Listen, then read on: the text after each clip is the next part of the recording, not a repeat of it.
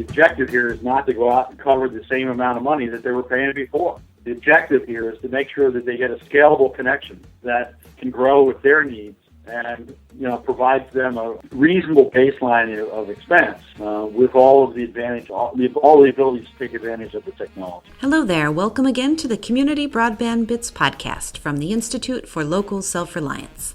I'm Lisa Gonzalez. Not long ago, I visited with Rick Mervine, an alderman from Aurora, Illinois. We started looking at the community of Aurora last year and discovered that they have developed an interesting business model for their network, OnLight Aurora. They use both nonprofit and limited profit entities. Since Chris has been globetrotting quite a bit lately, it's my turn to take over the microphone. And so this week I decided to share some of the highlights of my conversation with Rick. The community realized in the early 2000s that there were a couple of reasons why publicly owned infrastructure was a good idea. So they started with a vision, came up with a plan, and then deployed their network. The network began serving municipal facilities in 2008, and then about a year and a half ago, they branched out to work with community anchors and a few businesses. A key consideration has always been a long-term approach. Community leaders focus on the ability to develop a network that's scalable to serve far into the future. Here's a little bit of my conversation with Alderman Rick Mervine from Aurora, Illinois. So I'm talking today with Rick Mervine. He's an alderman in Aurora, Illinois, home of OnLight Aurora. Hi, Rick. How are you? How are you doing, Lisa? I'm doing great. Thanks for asking. What were some of the reasons why Aurora decided to go ahead and invest in a fiber network? The idea to do this didn't come from me. It came initially from the mayor of the city of Aurora. His name is Tom Weisner. Had a very good understanding of how telecommunications had been evolving over the years and had gone from just the regular POTS type service to, voice over IP through cable services, and in our area that's Comcast, and had a pretty good understanding of what was out there. The city also understood that these services from the regular service providers were not evenly distributed throughout this community. This is a community of 200,000 and growing, and it's roughly 47 square miles. It's 35 miles from the city of Chicago. It's its own metropolitan area, and at the same time, it's also a very strong and vibrant melting pot, and it's on the Fox River. It's one of those industrial river communities that manufacturing kind of moved away, and or some of it did, not all of it. So the city has been reinventing itself and doing a very good job of that. But one of the issues was that the service providers were not providing service on a uniform basis throughout the city. You could get cable service in some areas of the city, and you wouldn't be able to get it in others. So we have 17 established business parks in this city. You have substantial businesses that are moving in. And they ask the question when they get in there, well, who do we hook up, for high-speed broadband? You can get DSL, or you can get DSL, or you could sign up for a T1 line and get 1.5 meg. There was not a good, even and forward-looking service set up for the community. And the community set its sights on making sure that economic development and making sure that jobs were available for everybody in the community, was a key entity that they were going to do. It was the top thing that was going to happen. The city also looked at its own costs that it was paying for a lot of these services. As the CTO of the city says, I had fast buildings, I had slow buildings. It was a mishmash of things trying to be able to get connectivity and trying to keep it up and running. And you've got, a 911 system that dispatches for other communities, dispatches police and fire, and, there are other government agencies that work out of our facilities, and that gets to be very problematic. And it was very obvious that there was no impetus for the regular service providers to provide these services. So the city took a look and and determined that they could save an enormous amount of money if they cut these cords and went to an alternative way to provide high-speed broadband, and in this particular case, fiber. That number is just under $500,000 a year. I believe it's somewhere in the $480,000 a year that they could save annually, develop their own fairly comprehensive fiber optic network, connect all the buildings, connect the water towers, connect all the water department facilities, connect the public safety facilities, connect the libraries, and make sure that the municipal needs were met. That was the initial basic thinking. How was the original network funded? It was funded through bonding, general obligation. So it was around 2006 the community began to develop a strategic plan. Why don't you describe the plan for us? So the first part of that was the municipality could, on its own, do this and save a substantial amount of money and do very well, and there would be a very good, roughly a 10-year return on investment on this project. And at the same time, understood that they would have far more control over the type of network and the security on the network, the redundancy of internet connectivity, and the ability to be able to scale that network if it needed to. So the initial network was decided to be a 43-mile self-healing ring. When it was designed to try to go near as many schools as possible. That was not going to be part of the first phase, but it was considered that there was a second phase to this. And the second phase was to be able to use the municipal network that would then be connected to all the municipal structures. That municipal network would also provide for a voice over IP phone system for the city municipal needs. Make teleconferencing a lot easier. A lot of different advantages, and also to be able to control its availability as well. We've had some difficulties in the past. The municipal network not being available when it was required. First phase was to get these buildings up and running, and it was roughly $7 million, a little over $7 million to build this network. Now, as you were deploying, what methods did you use to prepare yourselves for the future expansion? It's all underground, okay? And it was built so that the network had a lot of growth opportunity. So it was done in a couple of different ways.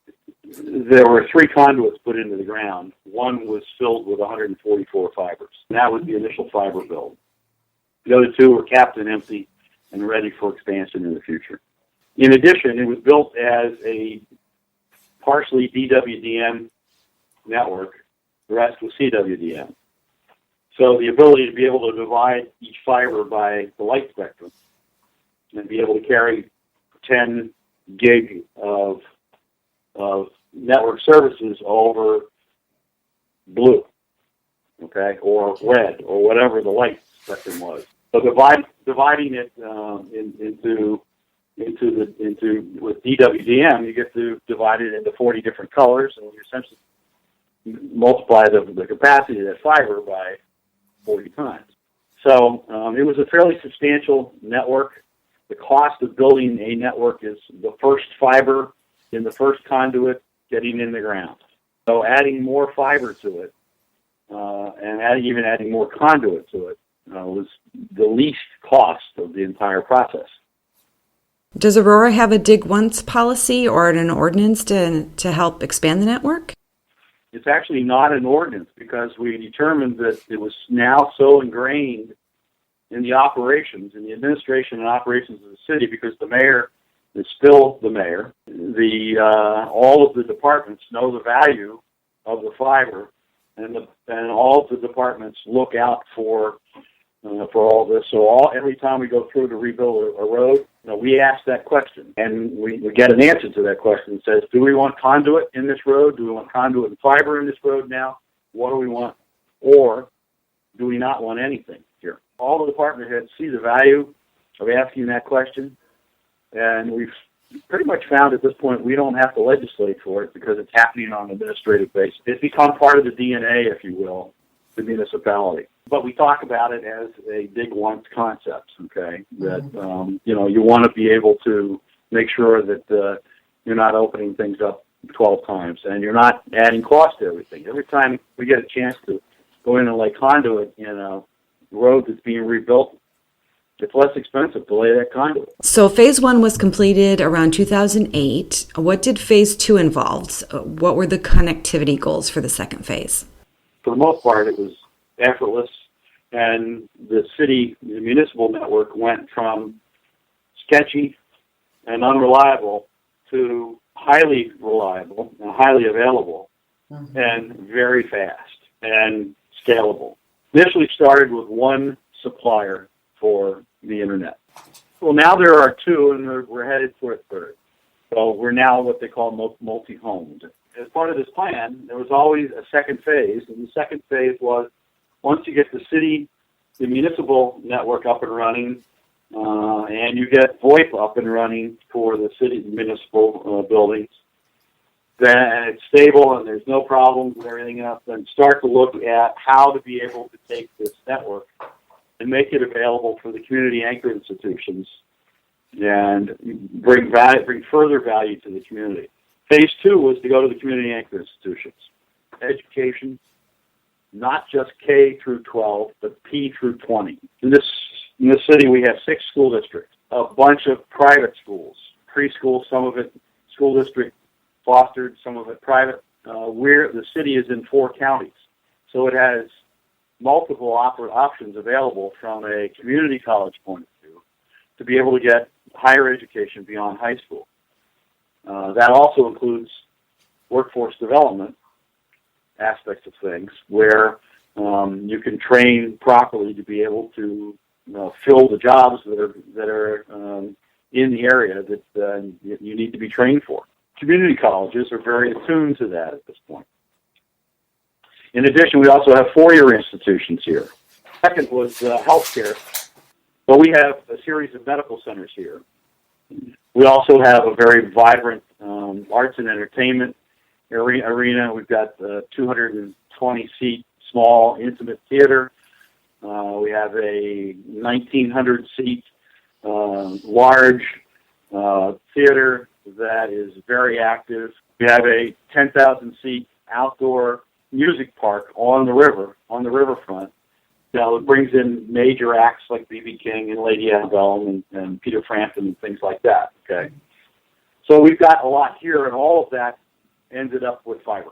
I understand you have somewhat of a hybrid business model that allows OnLight Aurora to serve both community anchor institutions and commercial customers. Could you tell us a little bit about that? The best way to do this was, in fact, the not-for-profit model. It'll be 3 years in January. The not-for-profit was put into place as OnLight Aurora. And then that summer, applied, spring I believe it was, applied with the IRS for a 501c3. So part of the model here was to be able to go after grants, to be able to make a lot of this work, help fund some of the construction and things like that. And, that remains the model today. The organization also realized that from an accounting point of view and a tax point of view, even as a not-for-profit, the more business you do with for-profit entities, so it's an economic development concept here. So you're going to be connecting businesses, both existing businesses as part of the model to be able to retain business and help them expand and to attract new business coming into the community. As part of that, you're going to do business with a lot of for-profits as well. There were tax implications with that. And so the not-for-profit started a limited profit, what's called an L3C. It's a type of LLC, but it's an L3C. It was available at the time in only 10 states. The IRS had set this up as a way for to allow for limited profit expectations for social entrepreneurship. And that's what this entity was. It was a social entrepreneurship entity. The L3C, Limited Profit Corporation, is a subsidiary of the not-for-profit. And we've been connecting the community, the entities to this since we started. So you've been providing service to community anchors and a few businesses. What's the general consensus? What are customers saying about OnLight Aurora? In some cases, we've gone in and they said, well, you're going to be our backup connection. We're less expensive than their primary one. We're scalable and their primary one is not. And we offer the ability to have them be flexible. So with school districts, once or twice a year, they have big online testing needs where they spike. We don't care if they spike. We'll cover them. So we'll let them spike for a couple of weeks, and we'll cover them. But we went from being their backup in some cases to a week or 10 days later, we get this call and say, by the way, I think you're our primary now. And all they really wanted to do was find out for sure that we didn't go out. And in that time frame, their primary provider did. So it's kind of interesting. We go from backup to primary in a heartbeat. How much money are you saving some of these customers that have switched to OnLight Aurora?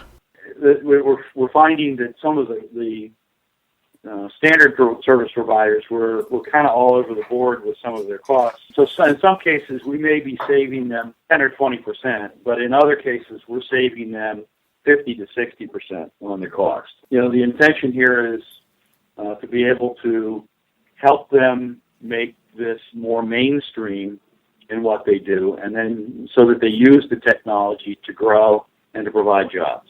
For us, the objective here is not to go out and cover the same amount of money that they were paying before. The objective here is to make sure that they get a scalable connection that can grow with their needs and provides them a reasonable baseline of expense with all of the advantage, all the abilities to take advantage of the technology. Yeah, we are saving all of our clients money. In some cases, that saving comes from the fact that we might still be a backup or a secondary connection for some of them. But they didn't have that before because they didn't feel they could afford it. Let's talk a little bit about the way the network has brought grants into the community and how this is factored into Aurora's return on investment.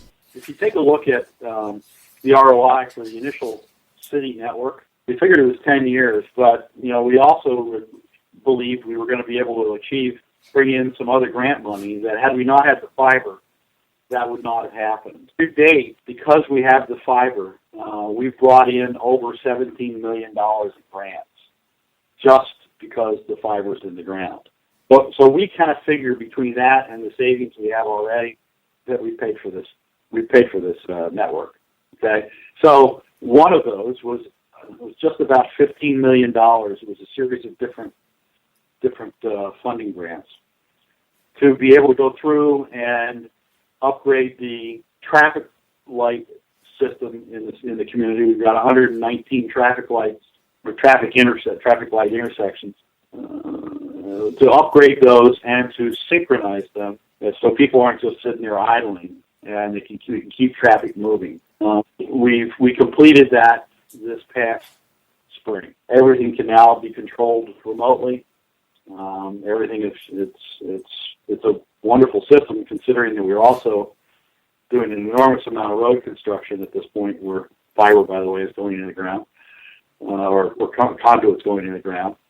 And, it helps us to be able to, as lanes change and other things change traffic lights on a moment's notice. We also got a grant for our fire department and brought in a neighboring fire department with it as well for just under $1 million to provide a toll presence system on this fiber network. And all the fire stations are all connected to the fiber network. This toll presence system set it up so that when our fire department, which is the second largest in the state and very active and very good at what they do, but they need to continuously train. And, during the week, Monday through Friday, they train pretty much every day. And at any given time when you do training, you take out half of your stations, and the other half covers the rest of the city, which can be problematic. We don't like the response times in those situations. Mm-hmm. So now we use this telepresence unit so that they can literally train from their individual firehouses. Things like that are added value that, we never would have gotten that traffic system. When we were initially going to talk to them about doing something that was going to be very small, And one of our people mentioned that we had a fiber optic network, and they said, wait, you have a fiber optic network? Showed them the map, showed them it went all over the city, and they said, well, then we don't have to spend a lot of money. We can kind of give you all of this without spending $50 million. We don't have to build a whole fiber network to do this. We can use this to connect your whole city. We wouldn't have gotten that without the fiber network. Great. Well, thanks so much for sharing Aurora's story with us, Rick.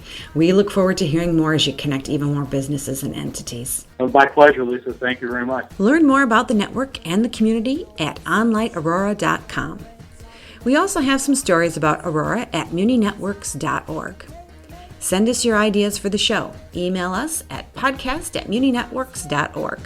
Follow us on Twitter. Our handle is @CommunityNets. This week, we want to thank Jesse Evans for the song Is It Fire, licensed using Creative Commons, and thanks for listening.